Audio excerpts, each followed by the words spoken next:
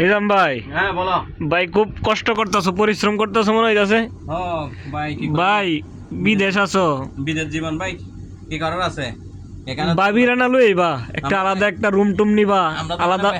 বেসালাত থাকি ভাই, রান্না বান্না করা লাগে, কাপড় চোপড় ধোয়া লাগে, বেড বিছানা গোছানো লাগে, রুম ঝাড়ু দেওয়া লাগে, হ্যাঁ তারপরে দি অসুস্থতা লাগলেও কাজ করা লাগে, ভাত রান্না করা লাগে, কেউ রান্নার লোক নাই, কোনো হেল্প নাই। মাঝে মধ্যে এদিকে চাও না ভাই, আমরার দিকেও ও তো ভাবি থাকলে তো আর এত কষ্ট এত পরিশ্রম করা লাগলো না ভাই। কথা ঠিক আছে, করা লাগলো না, লেখন তো এখন নাই, আমাদের তো কি খারাপ, হ্যাঁ নসিব খারাপ, আমাদের তো নসিব খারাপ, আমরা তো আনতে পারতেছি না, কম টাকা বেতনের স্যালারি, দুঃখের জীবন, বুঝো নাই? তারপরে হইলো কি নাম, সেই সাথে আরো বিভিন্ন রকমের প্রবলেম আর কি। ও ও ও ও, এই যে দেখো একটু কষ্ট করে হুইরিয়ালছো না, বেডশিট, পুরি নেবে। ভাবি থাকলে তো এটা আগে থেকে সতর্ক করে দিল। ও আগে থেকে সতর্ক করে দিল। বায়ানসারি দেখেন, এই যে নিজাম ভাই টেনশনে এগুলো কি লাগে যায়? ফুরিয়ালছে, হুম ঠিক আছে দেখেন হুম এই যে ফুরিয়াল্লা, হ্যাঁ ওহন এটাতে ওইব কি, ভাবি থাকলে তো আর মনে করো এই যে এতটা কষ্ট করতেছো তুমি, লাগলো না জীবন যৌবন লাগাই দিতাছো এটার মধ্যে, হ্যাঁ হ্যাঁ হ্যাঁ তাইলে কি আর লাগানি লাগলো? লাগলো না ভাই।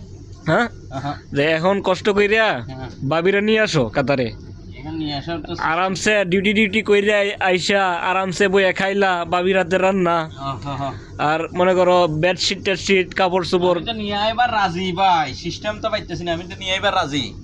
এখন বলো না, তোমাদের এখন নতুন সরকার হয়েছে, নতুন সরকারের বলো না কোনো রকমের সিস্টেম করে দিতে, আমরা যাতে বউ বাচ্চা নিয়ে যেতে পারি, বউ বাচ্চার বাসা ভাড়াটা, হ্যাঁ আর খানার টাকাটা সরকারে দিতে বলো না। ভর্তুকি দিয়ে দেব।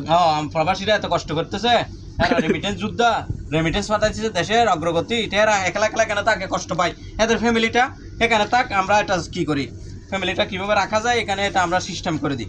সরকার পক্ষের যদি কেউ বায়ানচারি সরকার পক্ষের যদি কেউ ভিডিওটা দেখে থাকে তাহলে সরকারের কাছে এটা পৌঁছায় দিবেন, এটা নিজাম ভাইয়ের আবদার, এটা প্রবাসীদের দাবি, প্রবাসীদের একটা দাবি এটা, যারা কম বেতনের চাকরি করে তাদের রুম ভাড়াটা যাতে সরকারে ভর্তুকি দেয়, বউর ফ্যামিলি রুম ভাড়াটা সরকার যাতে ভর্তুকি দেয়, খানার টাকা আমরা তো অসুবিধা নেই, রুম ভাড়াটা সরকারের ভর্তুকি দিতে বলো না।